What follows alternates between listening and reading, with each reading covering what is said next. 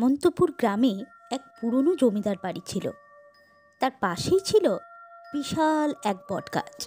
গাছটিকে নিয়ে গ্রামের লোকেদের মধ্যে নানান রকম কথা প্রচলিত ছিল। শোনা যায় সন্ধ্যার পরে কেউ ওই গাছের নিচে গেলে অদ্ভুত ঘটনা ঘটত। একদিন গ্রামের স্কুল শিক্ষক দীপকবাবু সেই গল্প শুনে মজা করে বললেন, গাছের ভূত বলে কিছু হয় না, আমি নিজে প্রমাণ করে দেব। আর তারপরই সেই রাতে দীপকবাবু একটা লণ্ঠন হাতে গাছের কাছে গেলেন। চারিদিকে একদম নির্জন, শুধু পেঁচাদের ডাক আর ঝিঝি পোকার শব্দ। দীপকবাবু গাছের নিচে দাঁড়িয়ে বললেন, এই গাছের ভূত, যদি থাকিস তবে বেরিয়ে আয়। এক মুহূর্তে সব শব্দ থেমে গেল, বাতাসও যেন স্থির হয়ে গেল। হঠাৎ লণ্ঠনের আলো নিভে গেল। দীপকবাবু অন্ধকারে খুঁজে দেখলেন আশেপাশে কেউ নেই, কিন্তু পিছন থেকে একটা মেয়ের গলা শোনা গেল, দীপকবাবু।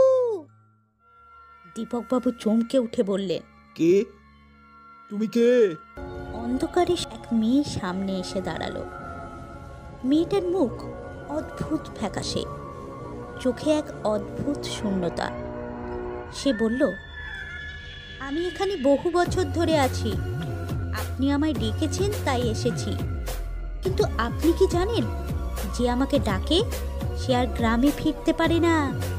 দীপকবাবু কাঁপা গলায় বললেন, তোমার কি চাই? আমার মুক্তি চাই, মুক্তি, আমাকে বাঁচান। এরপর দীপকবাবু জ্ঞান হারিয়ে ফেললেন। সকালে গ্রামের মানুষ তাকে বটগাছের নিচে অজ্ঞান অবস্থায় পেল। জ্ঞান ফেরার পর তিনি গ্রামের সবাইকে বললেন, ওই বটগাছকে এড়িয়ে চলুন, এটা কোনো সাধারণ বটগাছ নয়। তবে গল্প এখানেই শেষ নয়। রাতের বেলা দীপকবাবু বাড়ি ফিরে দেখলেন সেই মেয়েটি তার বারান্দায় দাঁড়িয়ে আছে। তার ঠোঁটে অদ্ভুত হাসি। সে ফিসফিস করে বলল, আপনি তো আমায় মুক্তি দেবে বলে কথা দিয়েছেন, ভুলবেন না যেন।